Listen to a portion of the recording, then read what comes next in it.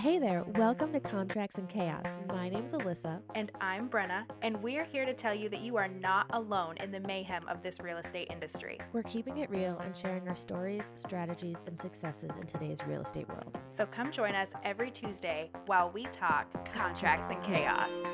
Alyssa, what did you do? I hit the mute button. Oh, that would do it. I think that this makes us episode 16. I'm going to have to start keeping track better Right? because I'm fairly confident it's 16. But I'll have to check. But that's like 4 months. We're 4 months old. That's pretty cool. 4 months. That's exciting. We stuck with it, kid. Yeah, I mean, we still got a ways to go, but we're doing great. Hey, but you know what? Like, the girl I talked to last night said I started a podcast and I didn't know what to do with it, so I just stopped. And I was like, oh, well, you should come talk to us because we can tell you how to do it. Yeah. All right, so we had an episode a couple of weeks ago where we talked about doubling your database and all of the ways that we basically just want you to be a good human, be out there in your community, support, come from contribution, like really dive in and offer something instead of just blindly collecting information. We want to be a part of the community so they recognize us, know, love, trust, want to do business with us. So now that we have made friends and have information, we are going to dive in. I don't know why you're laughing at me, but it's okay. We are going to dive in today and we're going to convert. And by convert, we're going to have conversations. We're going to keep these relationships alive because it's inevitable. None of these people want to do business on your timeline, right? That's never how it works. Somebody that you met 2 weeks ago might not buy a house from you for 3 years. And we can sort those people out and keep in touch with them. But the important part is remaining front and center and top of mind. So we got 10 strategies that we're going to talk about today. And for the record, I was not laughing at you. I was attacked from behind by 12 pounds of gray fur. And it came out of nowhere and just landed on my desk. So I was not laughing at you. I was just like, what just happened? Yes. Little fluff balls. Yes. And she right now is trying to jump on my bookcase. So yes, we have 10 strategies on how to convert those people from entries in your database and how to make them clients who want to buy or sell houses with you. The first one I think is the most obvious. But I think there is a part of this that a lot of people miss. So the first one is communicating regularly, but it needs to be personalized. And this is where when you're adding people into your database, using things like hashtags and categories, however your database allows you to do it, even if it's a spreadsheet and you're just doing, certain cells are certain things, are certain categories, but you should only be sending content that's relatable to them. So I have a bunch of people in my database who are in New York who are probably either going to be referral people or people who are relocating at some point. I don't necessarily need to be sending them the weekly schedule of what's happening in Belmont in North Carolina. Now, that doesn't mean I won't never send them, that's not right, but won't ever send them content about what's happening here. But it needs to be specific for potentially for people who would be relocating or referrals. So if you're sending like personalized emails, newsletters, direct messages, it needs to offer valuable content related to them and what's important to them or where they are. So you need to make sure that database is organized. Yeah, you can have it organized in like 50 million different ways. I'm just like you. I'm a Southern transplant. So I came from Maine. So I have a bunch of people that I know from back home. But you can sort it into moms at school. I always go back to the kids thing. Sorry. Or that's you, your life. like if you're walking, I know you have a walking group that you've been doing for a while. Those people that you're walking dogs with, people that you go to the football games with, things that are going to stand out, that if you're like, hey, I found this deal for season tickets and I'm going to send it out because you can stick your logo on the bottom of it. You're going to get, maybe 20 people and not hit your 2,000 people that are total in your database. But out of those 2,000 people, probably 20 people were the ones that you needed to target. You know what I mean? Right. Exactly. Exactly. The second one is utilizing social media. So if these people are in your database, you should be trying to find them on social media. Um, Interact with them there. Even if you're not interacting with them there, that's a great way to find out like their birthdays, their anniversaries, what's going on in their life, what kind of pets they have, things that you can then add into that organized database. Like you might have a hashtag that's the dog moms or cat moms or February birthdays or something like that. Utilize that social media so you can A, interact with them, and B, this sounds so sketchy, but you can gather information so that when you do see them, when you are having conversations, you know more about them than just their email, their address, and their name. Yeah, don't even lie. Like, I know all of you are out there scrolling through Instagram and Facebook being the FBI. We're all creeping, we're all snooping. It's just one of those things. It's nothing different than I did when I was 15 scrolling through Facebook. You know what I mean? But having a place in the back of my mind where I'm scrolling through and I'm like, oh, they had a new baby. That's so cool. And then it circles back to being personal. So when I reach out and say, hey, I have something specific that I can say without sending a mass text message or post out to my Facebook group that's like, hey, I'm a real estate agent. Do you need to buy or sell or invest? Do you know anybody? Because keeping those relationships alive. Actually, this week I messaged somebody. Their little girl was sick, and I messaged the mom and was like, hey, how's so and so feeling? And she's like, oh, actually, she's doing really good. Thanks for asking. My sister is looking at buying a house this year. Can I send her your information? Right? Would that have happened if I hadn't been like, hey, how's your baby? Maybe, maybe not. But because I was like involved, there's a much better chance that that connection is going to happen. Yes, exactly. Like it gives you that information. I'm still stuck on the fact that you had Facebook at 15. Facebook didn't exist when I was 15. Yeah, I had to bully my mom into it. But yeah, I had Facebook when I was 15. I had to wait for my college to be on the approved list of college email addresses for Facebook. That's how old Are I you am. really? Yeah. I didn't think you were that much older than me. I'm 10 years I'm over 10 years older than you, girl. No way. How old are you? I'll be 39 in April. Nah. Yep. Oh. I thought we were way closer in age, but No, I just act like I'm much younger than I am. I would never know that you're going to be 39. Never would have guessed it. I would have guessed like 33, maybe. Yeah, no, 39, 39. Oh, All you're right, so right. I'm over here stressed about turning 30 this year. right. And I'm like, oh, girl, just wait. Just wait. Okay. Good. So the fourth one is implementing a consistent follow-up system. So you want to develop an approach for following up with the leads in your database. It's regular check-ins, personalized messages, reminders about key milestones in the process. So like if you know someone, if you're using that timeline we talked about last week or that calendar, and you know someone is ready or wants to be ready to buy in August, we should probably touch base with them in July and be like, hey, now is the time to start talking to mortgage companies if you're still on track. So make sure you're adding those dates in there and reminders. Another great one that's my personal favorite. I love doing these. I go to the dollar store and buy birthday cards all the time. But is handwritten cards. So you have their birthdays, their anniversaries, thank yous, things like that in there. Do you have a way that you like to follow up, or like a consistent follow up that you do specifically?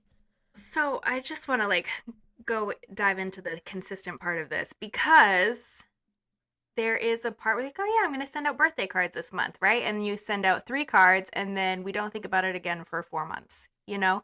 So I think that the biggest piece of this is processes and systems. If you have a way to know who your birthdays are in January or February, and you can sit down and write out 5 cards and send them out, that's great. For me, one that, and I'm doing it this week, which is why it's top of mind for me, is every year, the first couple weeks of January, I'm sending out closing disclosures to all of my past clients for the year. Yep, mine went and last week. Yep, I actually send them out to um, my clients and the other side because once the transaction's closed, Oh. so I actually send them out to both. And I've had the last 2 years, I've had people, they're like, oh, wow, we didn't know that we were going to need this, and they probably have it saved in the file somewhere because it was mailed to them. That's how that works. But this is just an individual envelope, has their closing disclosure, a letter from me, and a $1 scratch ticket wishing them luck in the new year. You know what I mean? It's just so simple. But I do that every year. And I have, like, say, they're going out this week because last week the kids were still out of school and I was just like, So, question. mm-hmm. How do you, if you're representing the buyer, how do you know where the seller is moving to send it to? That Is it on your disclosure? So it's hit or miss. You have to look at the disclosure because most of the time, attorneys do ask for their updated mailing address because that's where they're going to send their copy of the closing disclosure or closing documents, the whole closing packet. Once it's printed and filed, they'll mail it. So 9 times out of 10, there is an updated address, whether it's a P.O. box or their sister in law's house, who knows? Right. But either way, I'll But get to them. it's an address. Mm-hmm. See, now I'm going to go back through mine and do that. I didn't even think to send it to the other side, but that's a great way to stay in touch with them. Yeah, for sure. Because once that transaction's closed, it's closed. It's over. And if their agent is staying in touch with them, like that's great. And they're gonna say, "Oh wow, this piece of paper is helpful for me for tax season," but they're never gonna think of me as their realtor again. But if they had a terrible experience Right. 4 or 5 years down the line when they're looking at selling that house, upsizing, right sizing, as Alyssa says, I could be the one that they call. I love that idea. There's a lot of like, oh, that's not your client, but in real Yep. estate world, once it's closed, it's closed. It Right. just is what it is. I'm not going and calling active listings asking if they want to switch realtors. Like that's not acceptable. But for me to, it's no different than me happening to market to them through a postcard or door knocking a local event or anything like that if I had previously made a connection with them on the other side. Right. No, I love it. And I absolutely love it.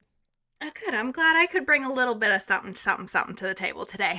You always bring a little something, something to the table. If nothing else, just sass. You skipped directly over number 3, I so did? we're Oh, gonna goodness. go back.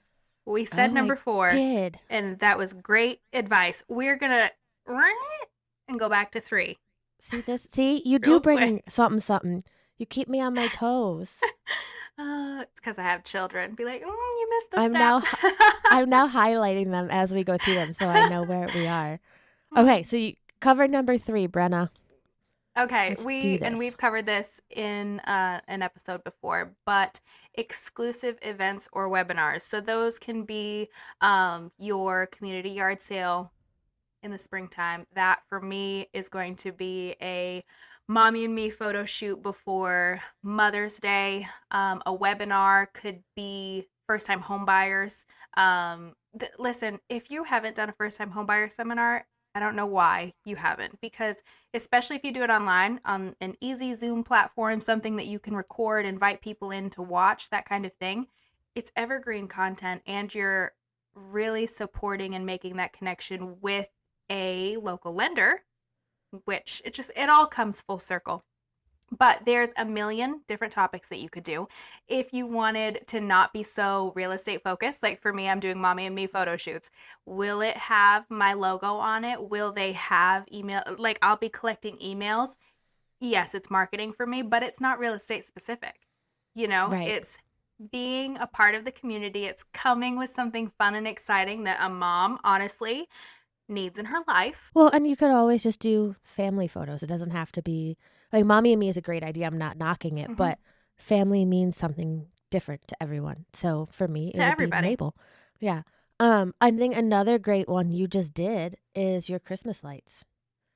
So you Your did a Christmas Christmas lights, light competition, which not yep, only came helped get out. It people in your database, but it touched people in your neighborhood. Yeah, it worked out really well. And so I went into it because it was kind of a last minute thing. I started quote, organizing this on the 18th of November. And signs were put out on the 30th of November. So it was really quick because I was like, I wonder if anyone would be interested. So for such a short upfront time, I think it was super successful because we had 8 houses that were decorated that signed up. And then I wanted to have 100 votes. That seemed reasonable to Yeah, me. for your first year, I think that's absolutely reasonable. Yeah, we had over 300 voters, but I filtered out, there was some made up email accounts. You know what I Do mean? you Like, think people did that and voted for themselves? Oh, controversy and Christmas no, lights. I don't think so.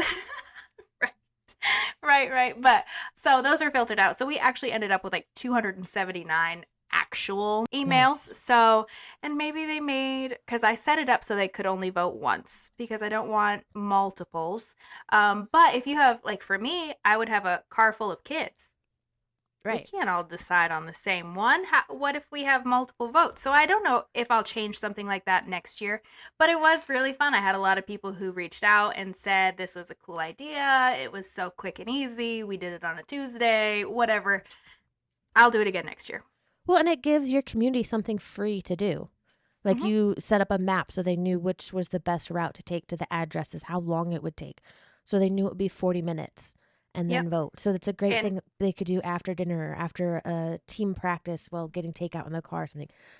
My question is, how did you get people to sign up for it? Did you just put that on social media? yeah, I did. I posted on a couple of local Facebook pages and said, hey, like, I love Christmas lights. So I'm going to, if I can put a sign in your yard and we can put votes for your houses, who's interested? And 8 people raised their hand. So Nice, we nice. did it that way. And that's the other thing. Again, it wasn't real estate related, but I had a branded sign in 8 yards throughout the community. I love it.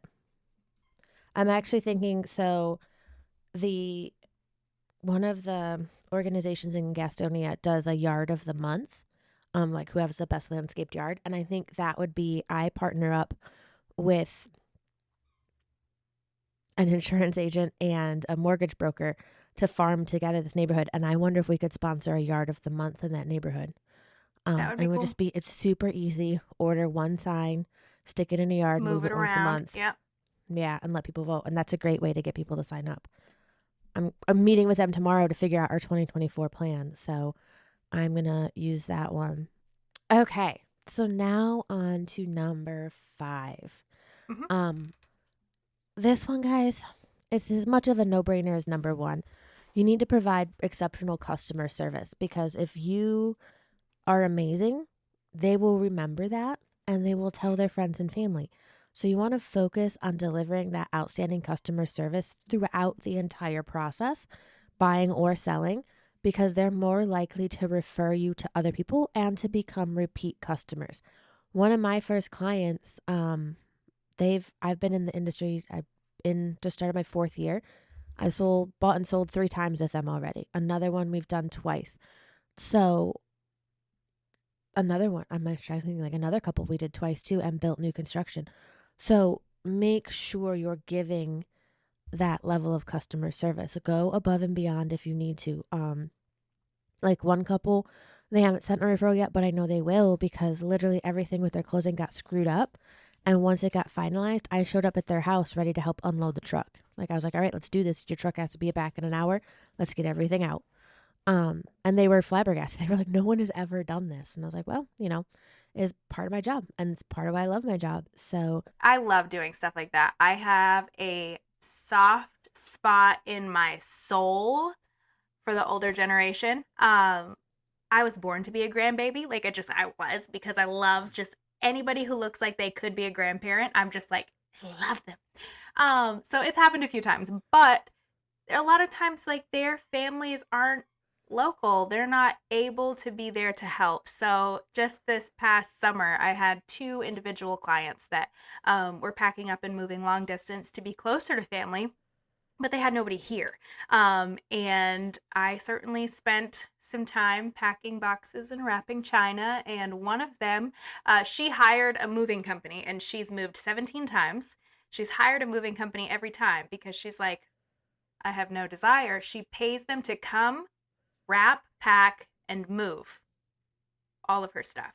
Except this time, the company really, really screwed her over. And Mm. it's the morning of closing, and there's still stuff. And they're like, we have no time to come back until next week. So, God love my angel husband. He We brought the love him. enclosed trailer. I called Travis. I was like, hi, babe. Are you busy today? He's like, you know I'm working. What is wrong with you? So he did. He drove the enclosed trailer over to this little subdivision, and he and I moved everything else out of that house into that storage, into our little enclosed trailer. We ended up bringing it to a storage unit the next week and unloading it. And because she was supposed to be 4.5 hours away to sign her new home documents, Right. so it was a terrible situation that she had no control over. She's an older woman. It's not something that she can physically do herself. So it was something that we did, and she has referred three different people to me so far, and it's only been 2 months since we closed. None of those referrals have panned out or closed yet, but I know that it's something that I will continue to get rave reviews from her for all the time to come. Yeah, it's those whoa. It's those little things that are part of why we love our job. Like I didn't get into this just to make money. I got into this cuz I like helping people. And it's those things that make this job even more special. Hmm. All right, Okay, number number six 6. for offering exclusive deals and promotions. So is this like where you would offer a free appraisal or something like that? So, some people do this as I'm sorry, the sound on my stuff is all messed up today. But some people do this as like say you're an agent who targets law enforcement or military. Some agents say, "I'll give you $500 off your commission or I'll donate part of that my commission to a charity." So something like I know an agent who every time he closed, he would say, "Hey, a percentage of the commission I make on this, I will give to a charity of your choice." And he had like the big check and everything. Hmm. I know some agents who they do a lot of law enforcement or a lot of military members. And so they say, "Hey, I will take $500 off my commission that you guys don't have to worry about, or I'll give it back to you at somehow, like within a legal a legal way of doing that." Um, Hmm. I've thought about this year that, and I need to start advertising this. Those of you who know me in real life know that I am a sucker for animals at the shelter or stray animals in my backyard. Both my cats are stray animals, and my dog was $25 at the shelter after 2 beers. Um, so with every closing I do this year, our shelters are over full. I'm paying the adoption fee for a dog at the shelter. And if it's a listing that's, over a certain amount, which I need to determine, I'll pay more than one. Um, so that's like an incentive, like, hey, I give back to my community. Or um, I help you do such and such. Like there's an agent, she does enough closings every year. She has a moving truck. One of her incentives is if you use me as your agent, you get to use my moving truck for in-town moves. So they don't Hmm. have to worry about renting one or hiring movers. Like you can use it. There's another agent who has, and you've got to look into the insurance and all the stuff on like these big things. But one of her things is, she has all the like bounce houses, all the things you would rent for a party. She has it. So if you use That's her as cool. your agent, you have lifetime access to it for free. Oh, that is Um, wicked cool. Yeah, I've right? seen now that you mentioned a few, like I've seen, and I actually did 1 month. Was it last year? No, it's 2022, a couple of years ago that I did all of my listings that I got within that month. I paid for a professional move out clean and or a home warranty. It's a good way to make connections with those people too, because later on I had a listing that needed to be cleaned, and I was like, hey, I need this done now. And she was like, yeah, I can be there this afternoon, because you've supported them in their business. They now turn around and support you in yours. All right. So the next one is going back to one of our favorite resources. We really need to see if he can come on the show. Is utilizing Sharon Srivatsa's Five Alive strategy, which involves regularly contacting 5 individuals from your database every day. They can be people on social media, they can be people in your database, but the consistent effort helps you maintain those connections and identify potential opportunities. So it's simply just staying in touch, but the 5 alive is 5 minutes, 5 people every day. And that way you're cycling through people. You're not just talking to the people who have shown interest, and it might help you identify an opportunity with them. Um I've also seen people utilize something similar to this, saying pick 2 letters from the alphabet every month and talk to everyone in your CRM with that letter at first name or last name, whichever one you want to choose. That cycles you through the alphabet twice a year. Yeah, Um, I think that's a KW that they do that. They is pick it? two and they don't go in order. So it's not A, Right, B, C, D. It's because, your number of people in your database that start with a Z, not really that many, but the ones that start with a D, there's probably a lot. So you might be right. doing a D and a W, an E and a J, and they do. They go through that monthly. And this is, like you said, identifying opportunities, circling back to what I said earlier. That message to see how their kid was doing, they're not looking to buy or sell. I know that, but I never would have known that her sister was looking to buy a house. Right. Exactly. So it might not be Exactly. that specific person if you're going through and you're like, oh yeah, they bought their house 3 months ago or something along those lines. That doesn't mean anything. Doesn't mean anything. What we're doing today might not affect us for 90, 100, 365 days. Right. Yep. Absolutely agree with you. Everything we do now is at least 3 months out, unless it's Mhm. suddenly someone who changes their mind and is like, okay, we're ready to go now. Like I had that Yeah. recently happen. It was an old friend reached out and was like, I want to sell a house. Let's do this. And I was like, oh, you weren't even on my, like, Cool. weren't on my radar. I had no idea you were thinking about this. Yeah. Number Th- 8. Oops, sorry. Go This ahead. next one, no, I was just going to say this next one is so important. It's so important because it's only going to improve your quality of conversation with somebody. So if you know that there's somebody who does not like the phone starts ringing and it's instant panic for them, don't call them. Right. Don't call them. Send them a Facebook message, send them an email, send them a text. Being able to identify that Sharon from school only checks her email. We email Sharon. Yep. We don't text Or her. We don't call her. Right. Or the cashier at Food Lion. I don't like you talk to her every Thursday when you're picking up groceries. That kind of thing. Being able to dial that in will only make it easier for you because if you have a day, um, again, back to the kids, if I'm sitting in a car rider line and waiting, I don't have my computer with me, but I have my cell phone. I am thinking about those people that I can shoot a text to really quickly because our time in our business isn't necessarily 8 to 10 to 40, 100 million hours of focused work, right? Right. It's between showings, it's on our way to pick up kids, it's at softball practice. All of those little bits of time is what's compiling into our business success. Absolutely. Like, one, I love that we're non traditional hours, but then there's also times where I'm like, oh, but we're non traditional hours. But yes, you have to identify how they like to be communicated with. The next one is this one is always awkward for me. It's encouraging referrals and reviews. I can't stand when people like do pop buys that say your referrals keep my business growing. Like I just kind of feel like you're begging. But I get it. I just think there's a better way to go about it. Do I know what that is yet in my business? Absolutely not. Um, but like last week, I have a closing that is closing at half the list price, if not less. And she was so apologetic. She was like, I'm so sorry. you're not going to make as much money.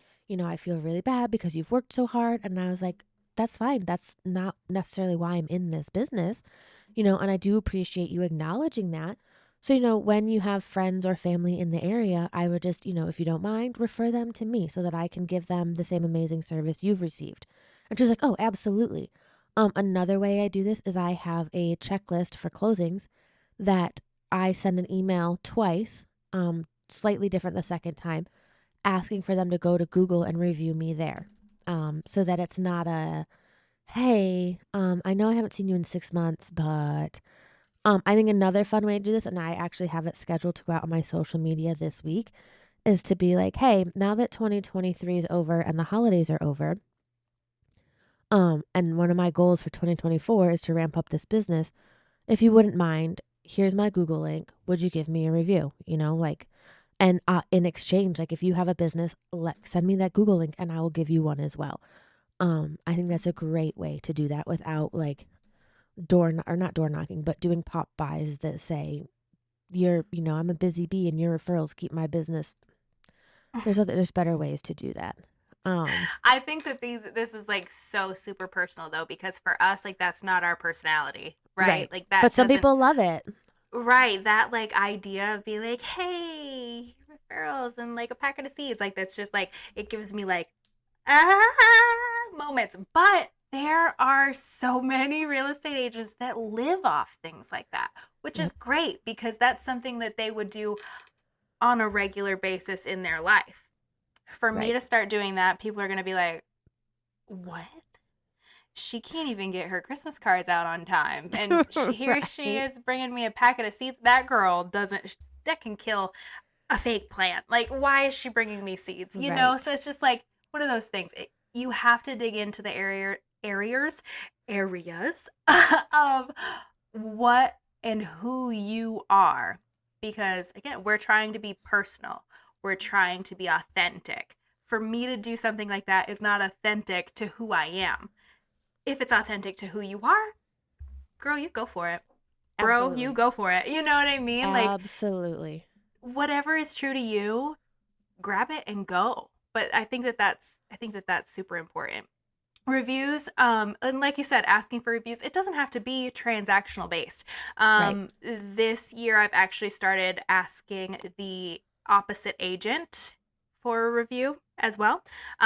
Only gotten two from those people because I feel like it's like a stingy thing, oh, I don't want to like give them a review because then, Right. They see you as competition. right, because we're working the same area, but it's not. It's just character reviews, you know? Yep. You Yes. show up, you're on time, you're a personable human, great to have a conversation with. All of those things help people decide who they work with. So it doesn't have to be transactional based. That's the biggest, my 2 cents worth for the reviews. It doesn't have to be only for the transactions that you've closed. You can get reviews for any number of things. Yeah. Like one recommendation I heard was when you get started, like when you're just getting in the business or say you're just realizing you need to build your Google reviews. If you came from like corporate America or a completely different field, go ask those people. Because like you said, it's like a character review. Say, hey, I know this isn't real estate related, but would you mind going to my Google page and leaving me a review for what it was like to work with me in general, Mhm. and what type of person I am? So that gives you an idea of who to reach out to. Number 10. We are Last on one. our last Last one, and then one. we will wrap this up so y'all can go get busy with your day. Offering educational resources. We talked about this as a way to get people into your database, but this is also a way to continue engaging with them. So if you say you got them in during the holidays with your Christmas lights thing, in the spring, send out something about like spring cleaning. That's a touch, that is a resource. It's not necessarily educational, but maybe there's something in there they weren't thinking about doing. You could even include local home cleaners to be like, hey, if you don't have time to do it yourself, here's 3 or 4 companies in the area that will do it for you. Um, I really love using video to do this. So we use a tool called Dub with our CRM, And it allows us to record videos that we can then send out, and it tracks the metrics, like who opened it, when they opened it, how much of the video they watched. So that helps guide me into, okay, if this was something about first-time home buyers and I know I send it to people who are first-time home buyers, who watched the whole thing? Who watched most of it? Who's come back to it and watched it twice? Those are the people I want to reach out to. All right, so we've given you 10 ideas of how to stay in contact with those people that we've added to your database and how to nurture them so that they turn They're into all great clients. ideas. They're all They're all great great ideas. ideas. And you don't have to do all But of them. You can do some of them. Pick the ones that make sense to you. Mhm. But, Brenna, what were you but going to say? there's a but. We can lead a horse to water all day long. You can't make it drink. You may take one of these strategies and implement it and be super successful with it and you're happy. That's great. But to come and listen and, oh yeah, I'm going to do that, and maybe do it once and never do it again, that's not going to long-term support your business. If you're going to dive in, make a commitment. So I suggest probably not picking all 10 of these. Pick one that you love and run with it for 3 months. Yep. See what happens. Because the best CRM out there, doesn't matter if you have Follow Up Boss, if you have Lofty, if you have a spreadsheet, KV if you're using, Core, yes, KV Core. Command. If you're not using it, it doesn't matter. The best one you have is the one you use. So figure out, especially if you're new to this, pick one, maybe two of these things, stick with it for a solid 6 months, add on as you're ready. But if you're not consistent, then it won't matter anyway. Because here's the thing. If you reach out, let's pick one. 5 Alive, right? If you're reaching out to 5 people every day, but you only do it for 3 days, the chances of you making a connection out of 15 people for somebody who wants to buy, sell, or invest in real estate is real slow. Mm-hmm. Real slim. The idea is you're doing 5 people a day over the course of, let's call it 200 days a year, because we've got vacations and holidays and weekends and all that stuff. Say you're doing it 200 days a year. That's 1,000 people that you've talked to. Yep. What are the chances out of 1,000 people you're going to find somebody who needs to buy or sell a house? Probably pretty good. Yep. But you got to keep with it, because if you stop at number 236, 237 was the one. That's just how it works. If you only reach out to them once a year, it's probably going to be 0, no matter how many people I mean, the odds may be, I don't know what the exact odds are on that, but you need to be consistent. Even if you're talking to 1,000 people a year, there's got to be another element to contact them, because without that consistency, they're going to go with someone else. But I think that is the end. That's it. You've got to be consistent, and that is all I have for today. Do you have any bonuses or anything you want to add? No. That's good. Okay. That's good. I'm happy. All right. Well, on that note, thank you for listening. Thank you for dealing with my technical difficulties. And we hope to see you all next week on Tuesday for the next episode of Contracts and Chaos. That's right. We'll see you next week. We just finished another episode of Contracts and Chaos, but believe me, the chaos does not stop here. So check out the show notes for our email address and where to follow us on socials, and we will see you next week.